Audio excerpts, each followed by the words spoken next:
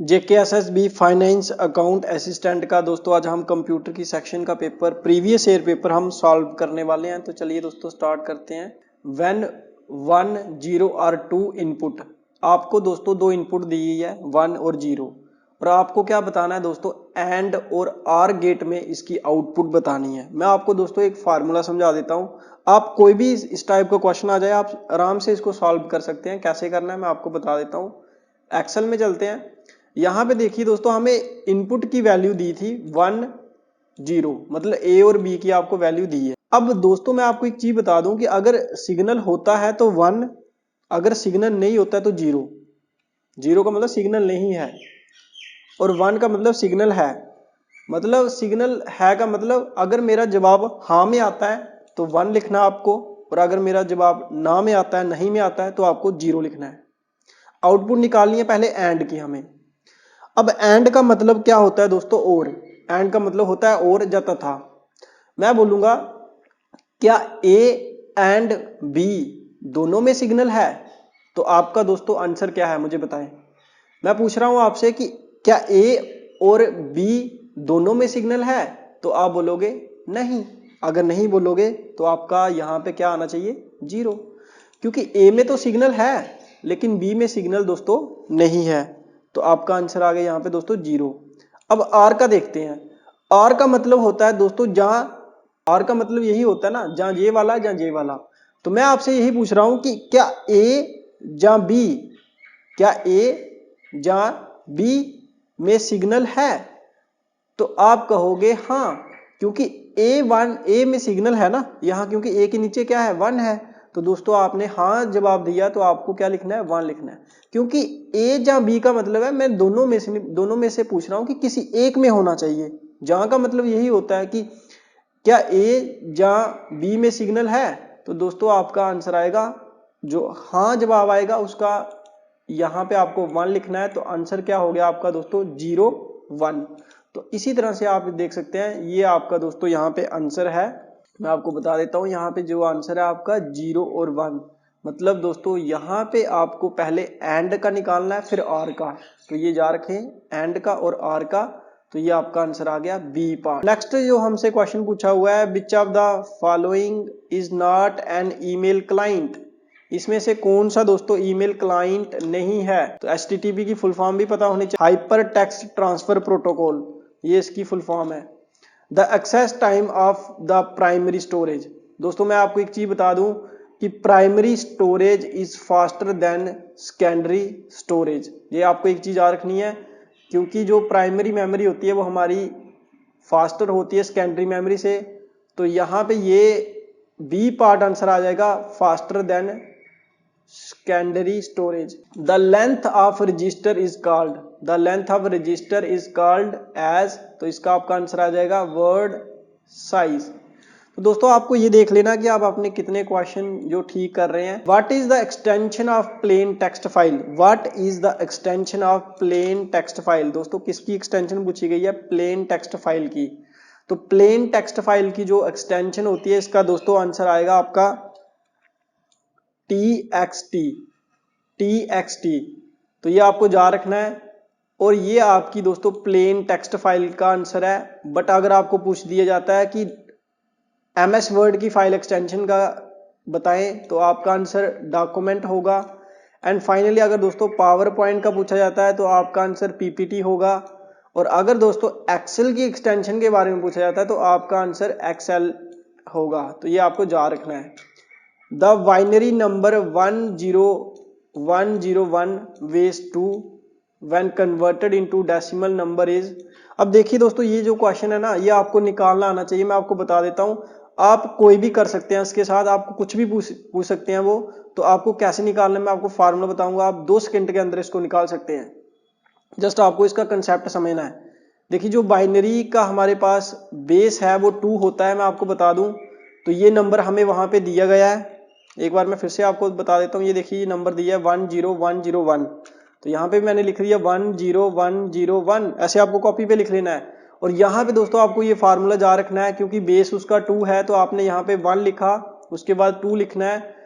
2 से 2 को मल्टीप्लाई किया, 4 से आपको 2 से मल्टीप्लाई करना है, 8 को 2 से मल्टीप्लाई करना है, 16 मतलब 2 से मल्टीप्लाई करते जाना है, तो ये आपका फार्मूला बनता जाएगा, ऐसे ही आपका 64 आ जाएगा।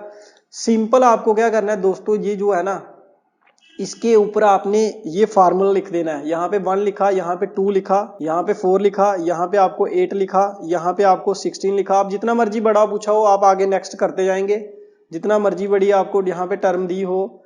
बस एक चीज और याद रखनी है कि आपको 1 वाले को प्लस कर लेना है, जो ऊपर है ना 1 के ऊपर वो प्लस करने हैं, 0 के ऊपर वाले प्लस नहीं करने। तो मैं 1 के ऊपर वाले प्लस कर रहा हूँ, 16 पे क्लिक किया, प्लस यहाँ पे देखो 1 के ऊपर 4 है, इस पे क्लिक किया, प्लस यहाँ दोस्तों 1 के ऊपर 1 है, इसके ऊपर क्लिक किया, इंटर किया, तो आप देख सकते हैं आंसर आपका 21 आ चुका है।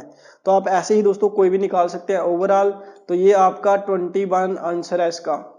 नेक्स्ट क्वेश्चन की तरफ चलते हैं। Which of the following services are not provided by operating system. Operating system आपको कौन सी सर्विस दोस्तों प्रोवाइड नहीं करवाता, तो आपको पता ही होगा पीपल मैनेजमेंट का इसके साथ कोई लेना देना नहीं है ऑपरेटिंग सिस्टम के साथ। तो ये इसका आंसर है। नॉट पूछा गया दोस्तों, ध्यान से देखिए, not provided by operating system, तो पीपल मैनेजमेंट, बाकी ये सारे प्रोवाइड करवाता है, मेमोरी मैनेजमेंट, प्रोसेस मैनेजमेंट, ये सारे करवाता है। तो इसका आंसर क्या हुआ दोस्तों, बी पार्ट, क्योंकि नॉट पूछा गया है तो बी पार्ट इसका आंसर है। आगे जो नेक्स्ट पूछा गया है, the term bit stands for. अब बिट जो टर्म है वो हमारी दोस्तों बाइनरी डिजिट के लिए है, तो आपका इसका बी पार्ट आंसर है। And which of the following is an example for logical operation. Which of the following is an example for logical operation. तो दोस्तों आपका लॉजिकल ऑपरेशन होता है, ये क्या करता है, कंपैरिजन ऑफ 2 नंबर करता है, और ये आपको याद रखना है। और बाकी जो ALU है ये आपका एडिशन मल्टीप्लिकेशन डिवीजन वो ALU करता है सारा का सारा, तो ये आपको याद रखना है। यहाँ पे पूछा हुआ है which of the following is an example of application software, कि जहां पे दोस्तों अभी देखिए मैं जो यूज कर रहा हूं ना, इसको हम दोस्तों बोलेंगे एडोब फोटोशॉप। मैं एडोब फोटोशॉप में आपको पढ़ा रहा हूं, तो एडोब फोटोशॉप आपका क्या है दोस्तों, एप्लीकेशन सॉफ्टवेयर है, तो यही इसका आंसर है। एंड फाइनली यहाँ पे दोस्तों मैं आगे नेक्स्ट वाला, identify output devices among the following. Output devices, यहाँ पे दोस्तों आउटपुट डिवाइस बताना है। अब आपको एक चीज याद रखनी है, 3P याद रखना है। 3P फार्मूला क्या है कि आपको जो 3P है ये तीनों के 3 आउटपुट है। P स्टैंड्स फॉर दोस्तों आपका प्रिंटर, और दूसरा P जो आपको स्टैंड्स फॉर प्लॉटर, और तीसरा P दोस्तों आपका प्रोजेक्टर। प्रिंटर, प्लॉटर, प्रोजेक्टर, ये तीनों आपके आउटपुट होते हैं P वाले। एंड फाइनली ये आपका आंसर है, और बाकी ये तीनों इनपुट हैं। नेक्स्ट जो आपसे पूछा गया है, यहाँ पे दोस्तों पूछा गया है कि Which of the following email field is used to represent the sender's email ID। अगर सेंडर ईमेल आईडी से हमें कोई मेल आ रही है, तो यहाँ पे दोस्तों क्या लिखा होता है, फ्रॉम लिखा होता है। अगर आप सेंड करते हैं तो टू लिखा होता है, बट क्योंकि यहाँ पे पूछा है सेंडर ईमेल आईडी, तो रिप्रेजेंट करती है from. And which of the following is a primary memory. अब प्राइमरी मेमोरी की 2 टाइप है दोस्तों, रैम, रोम। तो यहाँ पे तो आपको सिर्फ रैम मिल रहा है, तो रैम ही इसका आंसर है। अगर रोम होता तो रोम भी इसका आंसर होता। एंड फाइनली यहाँ पे दोस्तों बाकी ये जो पेन ड्राइव है, और साथ में आपकी मैग्नेटिक टेप है, लेजर डिस्क है, ये सारी किसमें आती हैं, सेकेंडरी मेमोरी के अंदर आती हैं। ये आपको याद रखना है। सेकेंडरी मेमोरी बोल सकते हैं, एक्सटर्नल मेमोरी बोल सकते हैं, ये आपको यहाँ पे नॉन वोलाटाइल भी बोल सकते हैं। तो फाइनली ये आपको याद रखना है, ये आपकी क्या होती है, वोलाटाइल होती है, और इरेजेबल है, और टेम्परेरी है। Which of the following output devices is used to draw picture on a paper using a pen. तो ये आपका जो दोस्तों आंसर है plotter. We are in which generation of computer, तो ये आपको दोस्तों पता होगा 5th generation. The base value of octal number, base value पूछी है ऑक्टल नंबर की, तो ऑक्टल नंबर की जो बेस वैल्यू है दोस्तों 8 होती है, आपको याद रखना है। इवन कि आपको सभी की बेस वैल्यू याद रखनी है। 2 आपकी दोस्तों बाइनरी डिजिट, जब बाइनरी जो आपके नंबर है उसकी बेस वैल्यू आपकी 2 होती है। एंड दोस्तों डेसिमल की आपकी बेस वैल्यू 10 होती है, और ये आपको याद रख लेने हैं। यहाँ पे आगे नेक्स्ट चलते हैं। लिनक्स इज अ, लिनक्स दोस्तों एक ऑपरेटिंग सिस्टम है, लेकिन मल्टी यूजर ऑपरेटिंग सिस्टम है, तो ये चीज आपको याद रखनी है। ए पार्ट इसका आंसर है। नेक्स्ट जो क्वेश्चन है, which of the following is the process of moving the file from one's own computer to remote computer. मतलब आपके कंप्यूटर से दोस्तों अगर दूसरे रिमोट कंप्यूटर में फाइल भेजनी होगी तो आपको क्या करनी पड़ेगी दोस्तों, फाइल को अपलोड करना पड़ेगा। और ये इसका आंसर है, तो यहाँ पे अपलोडिंग आंसर है। ये जो थ्रेड इज अ दोस्तों आपको बताना है कि इसका क्या आंसर है, तो ये आप बताएंगे। एंड फाइनली लास्ट पे चलते हैं, in which of the following number system only 1 and 0 exist.